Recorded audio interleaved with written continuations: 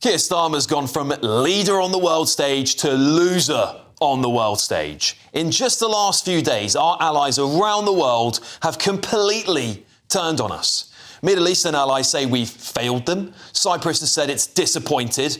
And Donald Trump has reportedly called Keir Starmer a loser who has no future in private conversations with friends. By the way, I'm not happy with the UK either.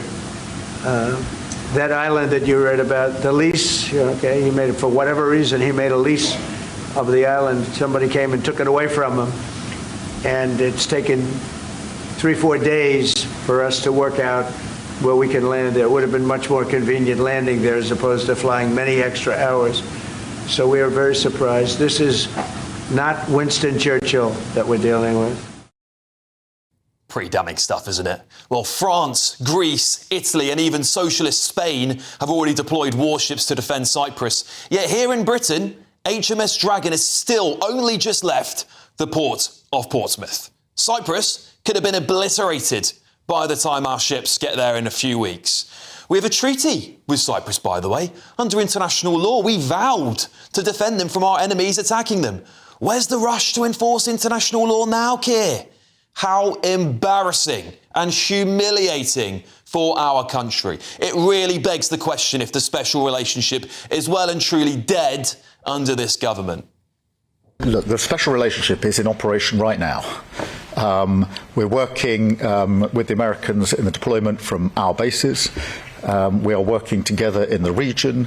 The US and the British working together to protect both the US and the British in joint bases where we're jointly located, and we're sharing intelligence on a 24/7 basis in the usual way. And clearly it's for the President to take decisions that he considers in the national interest, the right decisions for the US.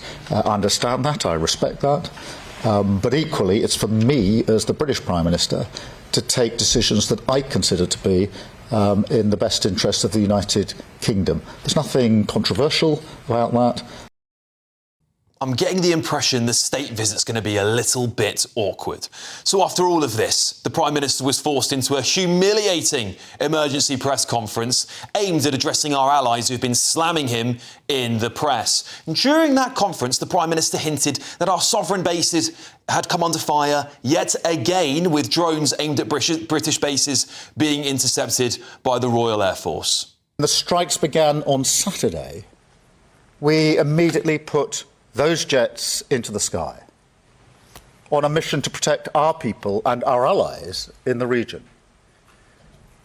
And that is what they have done, flying over Cyprus and the wider region, shooting down multiple drones, at least one of which was heading towards a base housing British military personnel. Now, shortly after that press conference, the Ministry of Defence announced that overnight British soldiers took down further drones in Iraqi airspace that were heading towards coalition forces. So once again, we've done absolutely nothing. No response to open war on our country and our troops. We've basically told our enemies, bomb us, attack us, and we'll just sit there and take it. Weak and pathetic. It really, really is. This really is, isn't it, the total humiliation of our once great country. And for anyone watching from outside of the UK, on behalf of the United Kingdom, I want to apologise for our cowardly leadership. We are as embarrassed as you are disappointed. There's nothing more important than keeping your money and your identity safe online. And with so many VPN options available, choosing the right one can be pretty daunting. But this video's sponsor, ExpressVPN, is making the choice easier for GB News viewers. ExpressVPN is offering up to 75% off, plus 4 extra months free. That's top-level security from just £2.49 a month, and you're covered by their 30-day money-back guarantee. So just click the link in this video's description or scan the QR code now. Remember, when you're online, you are often sharing personal data, so hackers can steal your information, your passwords, your photos, and your bank details in just seconds. But ExpressVPN encrypts your connection, making it virtually impossible for hackers to access your personal information. So why choose ExpressVPN? Well, it couldn't be easier to use. With just one click, you are protected. And ExpressVPN uses military-grade AES 256 encryption, which is the same standard trusted by the US government to guard their classified information. With their new tiered plans, you can protect up to 14 devices at once and manage passwords securely. Live chat support is available 24/7, and it typically connects you in under a minute with a real person. Click the link in this video's description or scan the QR code to get up to 75% off ExpressVPN, plus 4 months extra for free. Start protecting yourself today with ExpressVPN. All right, I'm going to get the thoughts of my panel on this one. GB News contributor Connie Shaw is here with me, Conservative peer Lord Sean Bailey, and former Labour advisor Matthew Larser. Matthew, I'll start with you. I remember just not that long ago, the press were heralding the Prime Minister as this great leader on the world stage. Well, he's a loser now, isn't he? Absolutely not. He's doing the thing that the British people want, which is not to rush to be President Trump's patsy. But we've been attacked, Matt. We've been attacked. We've had missiles fired at our sovereign bases. And we're doing nothing. We're not doing nothing. Yeah. Say that, Alex, to the RAF pilot of the Typhoon who shot down an Iranian drone earlier today. I don't think that's cast as doing nothing. No, we're defending. Do you? We're defending. Yes, but absolutely. Before that, we should be firing back. What time in British We history are not. have we allowed Britain to be attacked by our enemies? I think it is absolutely right that we do not join in President Trump's crazy a start of a war without a plan on Iran. It is absolutely right that we defend British territory and we defend British interests. In terms of the embarrassment of the ship not going, I agree it's an embarrassment. It takes more than 18 months to build a ship. We are increasing defence spending after 14 years where the Tories ran defence spending into the ground, and you can't send what you haven't got. You might have had to send HMS Victory at one point. Sean Bailey, Lord Bailey, what do you think about this? There's a couple of things to say. Firstly, why Keir Starmer's embarrassed is not because he's taken a decision not to get involved. That's entirely his prerogative. It's because he has absolutely no authority at home or abroad. And he should be able to say to Trump, if Trump had any respect for him, say, you do you, we're going to sit on our hands and figure out what we're going to do. And he hasn't done that. And when you talk about our ability to respond, it is an embarrassment because we could have sent something there earlier. We should have do some forward planning. The minute British territories within the scope of their missiles, we needed to start to move. But of course, Keir Starmer never did anything, and that's why it's going to take so long to get down there. But the big thing, I think, where Keir Starmer might have learned is because the last time the Labour government ran down and supported the Americans was Tony Blair, and we all know how that turned out. But here's the important thing. With Tory support, he did it. Here's the important thing. That's a decision Tony Blair made. Here's the important thing. Trump might be right. What Trump has done now, he's said to the world, let's be clear, the idea of regime change and spreading democracy, that is dead. This is about national interest, and he's acting in the national interest of America. Yeah. That's what's really happening.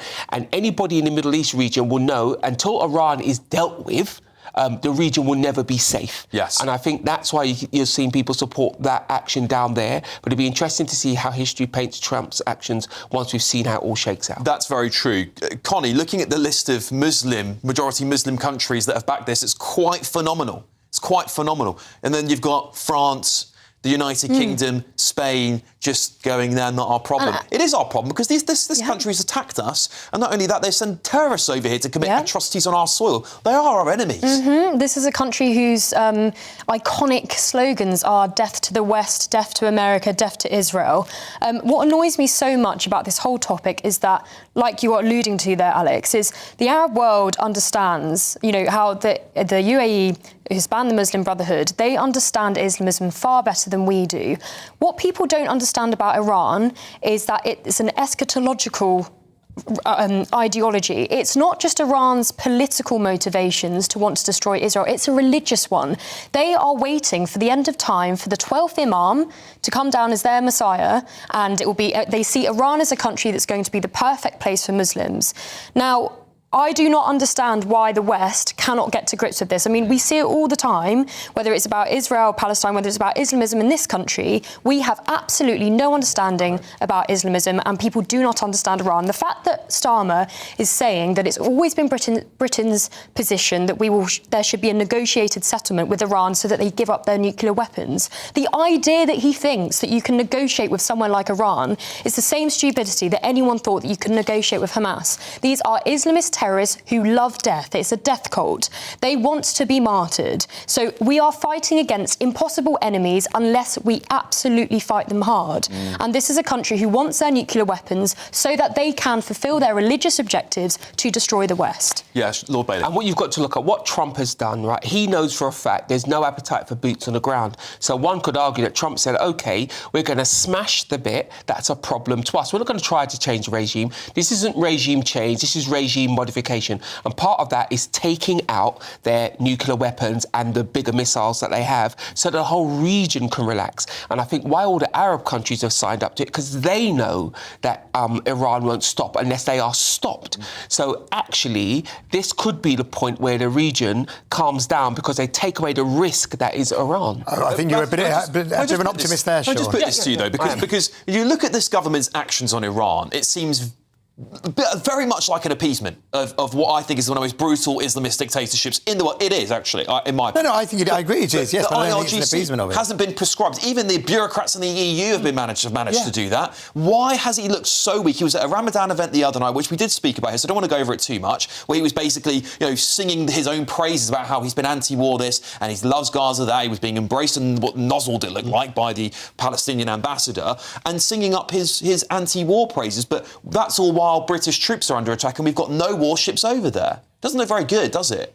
Well, look, I mean, I think anybody thinks that the Iranian regime is anything other than absolutely terrible. And I think what you're going to find is that when Trump gets bored, when his poll numbers tank even more, and he's in real political trouble today, he's had to sack a cabinet secretary, you'll find that he gets bored and it's another taco. Trump Venezuela was done pretty well. Venezuela's still got the same regime, Alex, just with a different personnel involved. The Americans are managing it, basically, aren't they? They're controlling more. They're exerting more control than they will over Iran, but the regime is still doing nasty things in Venezuela. It hasn't changed. And in Iran, all previous bombing hasn't taken out the nuclear capabilities. So, I mean, nobody wants to see Iran, the Iranian regime, thrive. This is the way to do it. I disagree. What's happening is we should have learnt, certainly the Labour Party should have learnt, the idea that you spread democracy and you've got to... That is dead. Yeah. They don't want democracy. So what are we going to get? They don't want democracy, and you cannot change a regime. You only need to see what happened in Afghanistan. That's what he said he wants to do. Hold on. When I say you're not going to put boots on the ground because it doesn't work.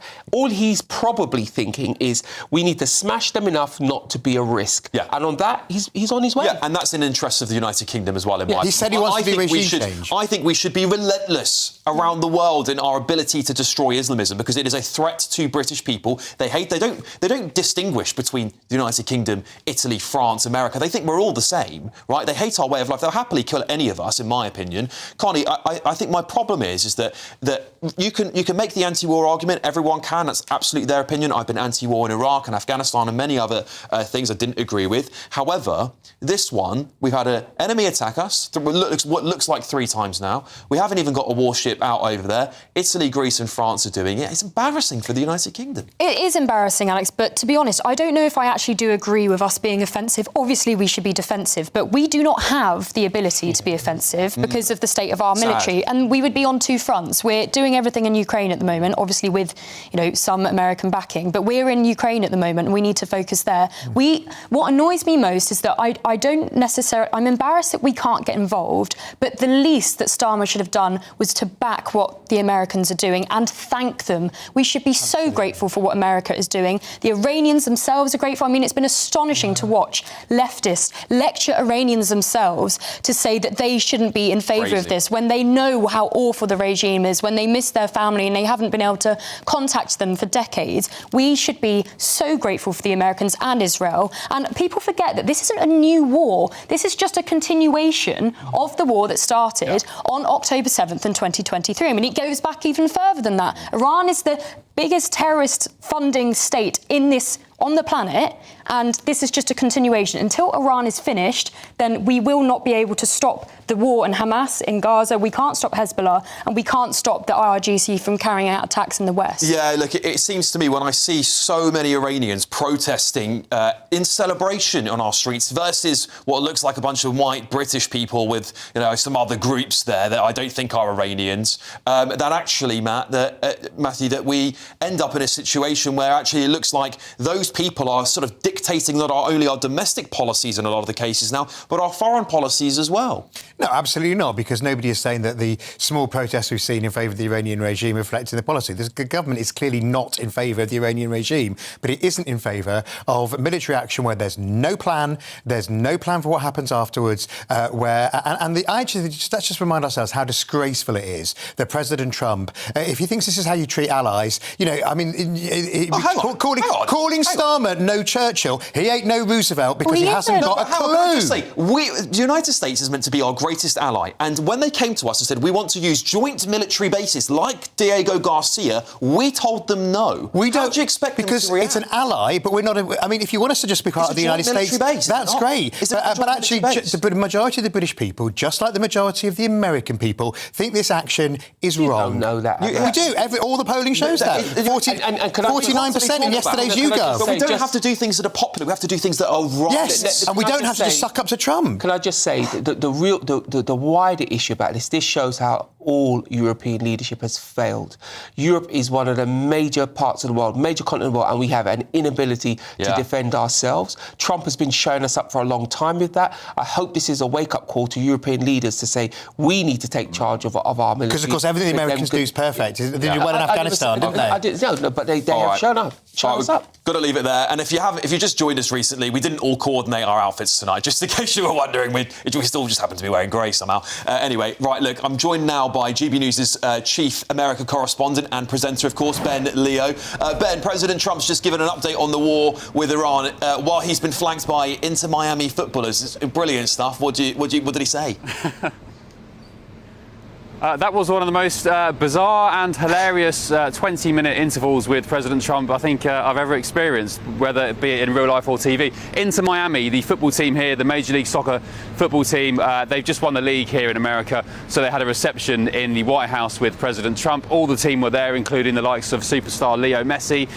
It was bizarre because Leo Messi was on the stage with President Trump. There was the MLS trophy in a football, and President Trump came out with Messi, and they sort of took centre stage, and instead of talking about the reason they were there, the football and Major League Soccer and how great the team is, President Trump did helpfully give an update on Iran with Messi stood right next to him. There are some really fascinating pictures that we can probably show you in just a tick, but President Trump with Messi next to him basically saying the update on Iran is that we've taken out most of their navy, their air force is pretty much now null and void, all the mullahs and the Ayatollah are dead, and Leo Messi was just standing there next to him looking very bemused indeed. It was a very funny sight to behold. We then, of course, got on to the reason they were there, which was celebrating Inter Miami's MLS win and the fact that Leo Messi has been setting lots of records. But it was a fascinating event, actually. I wasn't expecting the Iran announcement, and I'm not sure even the likes of Leo Messi and the Inter Miami team were either. But it was an update on Iran, basically saying that the USA is hanging tight, they can go on for as long as they need to, and they're making tremendous success of it. Elsewhere, there was a bit of an update today, Alex and viewers, not sure if you saw, but President Trump told the New York Post, the Telegraph, first of all, the Daily Telegraph ran a story this morning saying that Trump had been calling Sir Keir Starmer, the Prime Minister, a loser in private. The Telegraph reporting that those comments came amongst friends at private dinners with the President. The New York Post, a newspaper here in America, they then ran an interview with President Trump later this afternoon, and they asked him, they said, Mr. President, the Telegraph in the UK ran a story this morning saying that you'd been calling Keir Starmer a loser. Is that true? Well, he didn't deny it. In fact, he said, he repeated the line about Churchill from earlier in the week. He said, well, I'll just say again, he's no Churchill, is he? So it seems from that response, Alex, that he has indeed been calling Keir Starmer a loser, and the view of him and the Labour government in the UK remains the same. Very dim indeed. Yeah, it seems putting it lightly there, Ben, I think. But listen, we've also got Pete Hegseth, the Secretary of State for War now. It's not Defence anymore, it's the Secretary of State for War, isn't it? Ben, what do we expect to hear from him? Is it going to be more of the same rhetoric and updates? He's been very bullish on the war, hasn't he? He said they're weeks ahead. Do we expect the war to continue a little bit longer?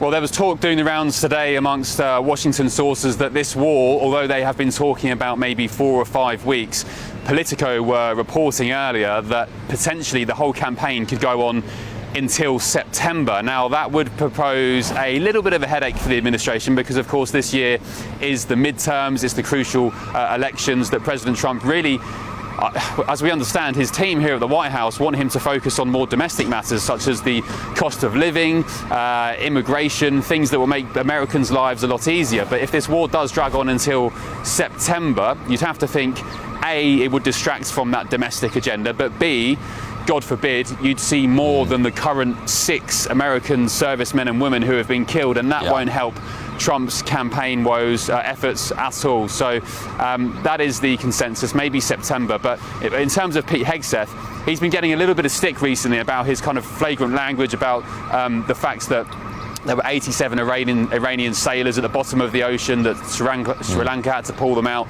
just about talking about death and destruction. He's been getting a little bit of criticism about it, but yeah, that is the word on the street. September, Alex, possibly. Interesting stuff. Ben Leo, thank you so much for joining us. Keep us updated throughout the evening if you have any more to bring us.